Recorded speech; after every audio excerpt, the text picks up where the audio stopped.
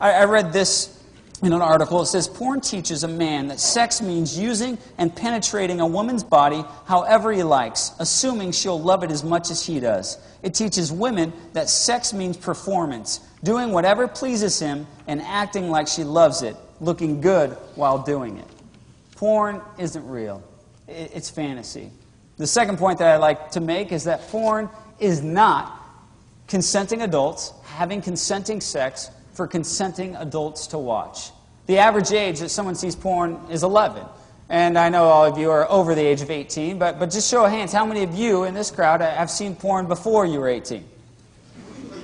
Yeah, I mean... You little perverts. You know, it doesn't even take me asking that. You've grown up. In fact, the adult industry knows this. They say that 20 to 30% of the traffic on porn sites is coming from children under 18. That came from the NRC report 2002, if you think I'm making it up. Also, the London School of Economics report in 2002 says 9 out of 10 kids have seen pornography online. I mean, it's not difficult. You type in the word teen or you type in the word schoolgirls on Google, and you're going to get an obscene amount of porn. And my problem is not just kids viewing porn. In porn, as you all are watching, some of you, you notice this common trend in porn. And Ron's not the norm. He's 54 and still in the business. Most of the people in porn are younger, 18 to 22. And what they're doing with these 18-year-olds especially is making them look like schoolgirls, making them look in braces and pigtails and cheerleading costumes that these are kids.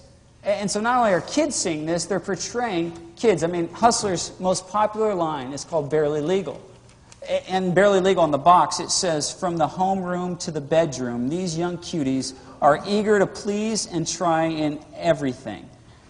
If you keep going beyond that, it's not just Barely Legal and Hustler. Some other titles I found: Exploited Babysitters, I'm Only 15, Young, Dumb, and Full of Don't Tell Daddy. And you laugh at those titles, but here's what I'm saying. You know porn ends up in the hands of kids, and you know what this industry is doing. If the porn industry, they say, oh, well, we've tried to stop that. The fact of the matter is, if they figured out a way to get porn in every home in America, they could probably figure out a way to avoid some of this. And sure, it's the parents' responsibility. It's not the Washington's, it's not the government's, but hey, they could help us out a little and not do the things that they're doing. The third point that I'd like to make is that pornography is degrading to women. It doesn't empower them. You're going to hear these two, which, trust me, are not the norm in porn. Ron has been in this 29 years. Monique is a contract star for Vivid. Most girls and guys are not in the position that they're in, are not celebrities, are not making millions of dollars. I'll show you a few. And here's what I don't get, though. Just because they're making millions does not mean they're empowered. Just because you're doing these things and making a lot of money. In fact, though, most gals in the industry are paid less than $1,000 for a sex scene. And sure, that's better than working at Starbucks. But you're not empowering them. I mean, you guys are a smart crowd. You tell me if some of these titles sound empowering. These are just titles that are out there that you can see. They're one of the 13,500 films that were made in the last year. 29. Sloppy Seconds. That is whack. 1 plus 1 more. Factor 26. That means there's 25 previous volumes. But here, Factor 26, if you pull the box cover, it says, many of these images depict women grimacing or crying. Ron will say, well, you're picking on one side of the industry. That's a small minority of what goes on. And in reality, it's not. I mean, some of the titles that Ron and and Monique have been in. Monique's been in Blondes, Bite My Barely Legal 19, Dirty Girls, I Swear I'm 18, and a movie called Young. I don't get how that's empowering. My wife and I went to the AVN award show this year. It's the Grammys or the Oscars of porn. We sat as Monique and as other actresses won these awards for best sex scenes, best whatever. My wife and I left going, do you think any of them as children, as they were on the swim team or cheerleading team, or had the different ribbons and the trophies, ever dreamed of winning one of these awards? And I wasn't sold on it. I wasn't convinced by their acceptance speeches that this is really what they wanted to do with Craig, their you have life. 1 more minute now, so we need to get to your fourth point. The last thing, and you know, I must say that one of Ron's titles, I mean, Ron's done 1800, so we can't even get that. And I'm telling you that pornography is degrading. The last point, there's no such thing as please watch porn responsibly. They're going to fool you and trick you into thinking that, you know what, you can be done with this. You know, it's just healthy. It's, you know, entertainment. I'll close with this, a letter I got from a student after one of the debates with Ron. And he says this, I'm a student at James Madison. I attended the debate. The one thing I left with, feeling even before that night, is that porn desensitizes you. What you fantasize about during a session and what goes on in the bedroom are two completely separate things. I tried to get my girlfriend to go along with some role play. It was awkward. Every time we had sex, though, I had to close my eyes and pretend there was another situation. And no matter what it was, that brought me to orgasm. Just being with her never worked. I wanted to say thanks for saying something I've been thinking about for months.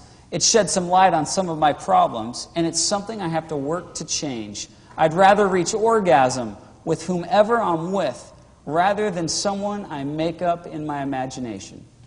Thank you. Okay.